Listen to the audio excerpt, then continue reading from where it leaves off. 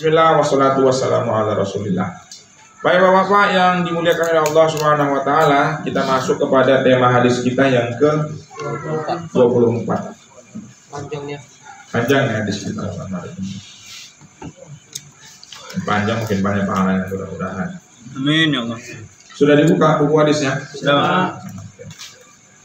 Bismillahirrahmanirrahim. Bismillahirrahmanirrahim. Al-hadithur rabi'u wal isruna. Al-hadithur rabi'u wal isruna. An Abi Zarrin. An Abi Zarrin Al-Ghifari radhiyallahu anhu. An Abi Zarrin Al-Ghifari radhiyallahu anhu. Anin Nabi sallallahu alaihi wasallam. Anin Nabi sallallahu alaihi wasallam. Fima yarwihi an Rabbih azza wa jalla annahu qala.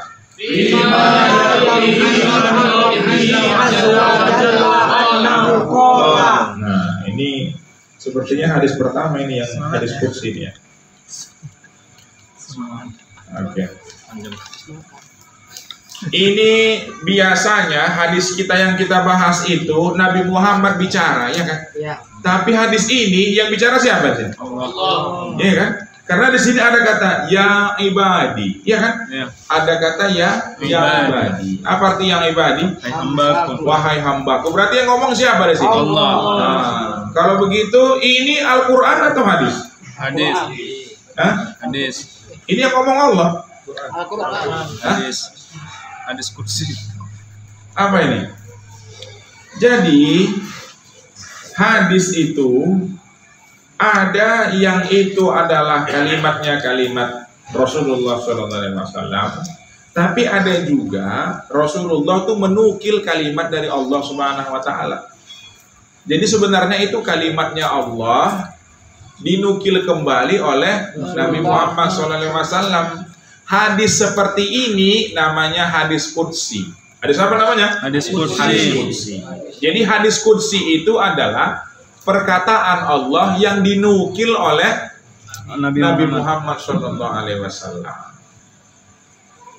Jadi kalau hadis yang biasa itu ya hadis dari Rasulullah, walaupun itu tentu saja wa ma yantiqu anil hawa in huwa illa wahyu yuha. Tidaklah Muhammad itu bicara kecuali apa yang kami wahyukan kepada dia. Tapi itu redaksinya disusun oleh Rasulullah. Tapi ada redaksinya yang dari Allah Subhanahu wa taala. Jadi Nabi Muhammad hanya menukilnya saja. Nah, itu namanya hadis qudsi. Jadi hadis qudsi itu adalah hadis yang ucapan Allah yang dinukil oleh Nabi Muhammad Sallallahu Alaihi Wasallam. Jadi redaksinya itu memang redaksi ucapan seorang Tuhan, bukan redaksi ucapan seorang makhluk. Kalau Nabi Muhammad kan makhluk, ucapan beliau. Tapi ini ucapannya ucapan Allah Subhanahu Wa Taala. Makanya di sini ada kata ya ibadi. Apa artinya? Wahai hambaku. Nabi Muhammad tidak mungkin berbicara seperti itu. Nah, tentu umatku. Tapi kalau di sini ibadi, nah ini berarti dia hadis qudsi. Ya ibadi. Ya ibadi. Inni haramtu zulma. Inni haramtu zulma. Ala nafsi. Ala nafsi. Wa ja'altuhu bainakum muharraman. Wa ja'altuhu bainakum muharraman. Fala tazalamu. Fala tazalamu. Oke, kita bahas ini yang kalimat yang pertama ini. Apa ini terjemahnya di sini?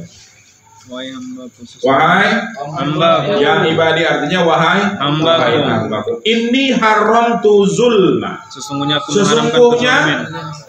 mengharamkan aku sudah haramtu. Berarti dia fil madi, berarti sudah dikerjakan Allah. Artinya itu apa? Sudah kuharamkan kepada diriku. Ala nafsi. Apa yang diharamkan Allah? Zulma. Apa itu zulma? Kezaliman. Jadi Allah sudah mengharamkan kezaliman bagi dirinya sendiri. Artinya Allah tidak mungkin zalim. Allah nggak mungkin zalim. Ada orang baik tiba-tiba aku nggak suka sama ini jadikan jahat aja. Nggak begitu Allah. Kalau ada orang masuk neraka, ya itu gara-gara dirinya sendiri. Dia yang mencuri, dia yang membunuh, dia yang mungkin melakukan dosa dan dia tidak mau bertaubat. Gak ada itu tiba-tiba, wah ini dia sudah baik, tapi karena dia Allah nggak suka sama dia, ya udah dimasukkan ke neraka aja. Nggak ada. Allah yang bilang, ini haram tuh zulma. Aku sudah mengharamkan kezaliman kepada siapa? Ala nafsi, kepada diriku sendiri. Jadi Allah sudah membicarakan kepada kita. Allah sudah memproklamirkan dirinya kepada kita bahwa dia tidak akan berbuat zalim. Lalu apa rupanya konsekuensinya? Wa ja'altuhu bainakum muharraman fala tazalamu. Apa maknanya di situ? Dan aku telah menetapkan haramnya kezaliman di antara kalian. Aku juga menetapkan sebagaimana Allah telah mengharamkan kezaliman pada dirinya, maka Allah telah menetapkan kita haram melakukan kezaliman. Ya, jadi yang pertama itu di sini kita dilarang zalim karena Allah pun sudah melarang atau Allah pun sudah menetapkan dia tidak akan berbuat zalim. Itu yang pertama. Berikutnya, ya ibadi, kullukum dallun, illa man hadaituhu, fastahduni ahdikum. Oke. Ya ibadi di sini artinya wahai hambaku. Kullukum dallun, semua kalian itu Tersesat. sesat. Jadi kata Allah, semua kita ini sesat. Ah, enggak kok Pak, kami enggak sesat, kami enggak mau berbuat zalim. Iyalah, sekarang karena sudah dikasih tahu. Sekarang karena kita sudah diberitahu. Bapak-bapak, jangan merasa kebaikan yang pada hari ini kita lakukan itu murni karena kebaikan kita. Bukankah sudah kita bahas pada minggu lalu bahwa kebaikan seorang ayah itu bisa berakibat baik kepada anaknya. Boleh jadi hari ini kita melakukan yang baik-baik karena bapak-bapak kita melakukan kebaikan. Entah pernah dulu ada orang kempes bannya ditolongnya. Tapi pada waktu itu dia tetap susah. Rupanya disimpan Allah kebaikannya untuk bisa kita datang pada malam hari ini mendengarkan pengajian. Kan sudah kita bahas itu. Nabi Khidir itu pernah membantu menyembunyikan kembali harta yang mau diambil orang oleh anak yatim karena dulu orang tua anak yatim itu adalah seorang yang soleh. Yang berbuat baik siapa? Ayahnya. Yang dapat kebaikannya siapa? Anaknya.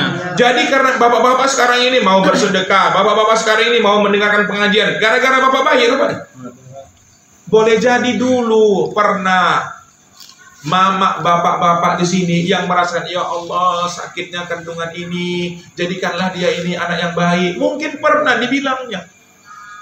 Mungkin pernah orang tua kita dulu yang kesusahan mencari makan, mencari pekerjaan, lalu dihadapkan kepada dia yang halal sedikit, yang haram tapi banyak. Lalu dia dengan sadar dia memilih yang sedikit asalkan mungkin dilakukannya. Tapi karena pilihannya itu dia tetap susah. Tapi karena kesabarannya dijadikannya bapak-bapak hari ini tetap mau mendengarkan nasihat agama. Jangan memandang diri kita ini tinggi. Boleh jadi kelakuan baik yang kita lakukan itu bukan karena kita, tapi kebaikan-kebaikan dari ibu-ibu kita, kebaikan dari ayah kita, yang dia pun tidak tahu, dia tidak sangka kalau itu akan menitis kepada kita. Boleh jadi mungkin mereka saat ini sudah dipanggil Allah, atau alhamdulillah kalau seandainya mereka pada saat ini masih hidup, masih ada kesempatan kita untuk berbakti kepada mereka. Bismillah wassalatu wassalamu ala rasulullah. Dijelaskan dalam ini, kullukum dallun, wahai manusia, taulah, sadar dirilah kamu itu sesat, kata Allah. Ini yang ngomong ini bukan Rasul, apalagi kita, apalagi cuma ustadz, bukan. Yang ngomong ini siapa? Allah. Kullukum dallun, semua kamu ini sesat. Apa kata Allah sedikit? Kullukum dhalun illa man hadaituhu, kecuali yang aku beri petunjuk. Lalu apa konsekuensinya ya Allah? Kalau kami ini sesat, kami ini suka menzolimi diri kami sendiri. Bukankah dulu Allah pernah menawarkan kekhalifahan itu kepada gunung, tapi gunung menolak karena merasa tidak mampu. Laut menolak karena merasa tidak mampu. Siapa yang mau terima? Manusia. Lalu mereka mengatakan, gunung-gunung, laut-laut mengatakan, memanglah manusia ini zalim. Zalim kepada orang lain dan dia zalim kepada dirinya sendiri. Kullukum dhalun, kamu itu sesat, kata Allah. Kamu itu sesat, kecuali yang aku beri petunjuk. Lalu apa konsekuensinya bagi kita? Mintalah petunjuk. Fastahbuni, mintalah kamu petunjuk kepadaku. Maka kita jawab, ya Allah, ihdinas siratal mustaqim. Ya Allah, berilah kami anugerah jalan yang lurus. Kalau kita sudah bilang itu, apa kata Allah? Ahdikum, kata Allah. Apa maknanya? Ku beri kamu itu permintaanmu itu dia. Ku beri ahdikum, akan ku beri kamu petunjuk. Tapi Pak, kita tengok adanya orang yang jahat-jahat itu Pak. Kadang-kadang jahat-jahat dia, tapi pas sholat-sholat juga nya dia. Pas kata Pak Ustadz itu dia, apa namanya? Pas dibilang Pak Ustadz itu dia Al-Fatihah, dia dibaca juga Ustadz. Ihdinas siratal mustaqim katanya. Jawabannya sederhana. Waktu dia berbuat jahat, ada nggak dalam hatinya dia sadar? Ada dalam hatinya, tapi dikhianatinya itu. Sadar itu dia. Tapi iyalah, kalau nggak dilakukan bro, mana cairan sih. Datang itu Pak. Ihdinas siratal mustaqim itu datang itu. Coba jujur, waktu dulu kita melakukan kesalahan, nggak datang nggak dia? Datang dia, ya kan? Dalam hati itu datang. Nggak betul begini. Tapi kita tutup dia. Anak kecil itu kita ketepikan itu dia. Itu sebenarnya wallahu ta'ala alam, boleh jadi itu adalah kebaikan dari doa kita ihdinas siratal mustaqim. Jadi mudah-mudahan jangan kita hentikan doa itu ya. Allahumma anta rabbuna farzuqnal istiqomah. Amin. Amin. Ya rabbal alamin. Itu yang kedua, manusia itu sesat kecuali yang diberikan petunjuk oleh Allah Subhanahu wa taala. Kita masuk ke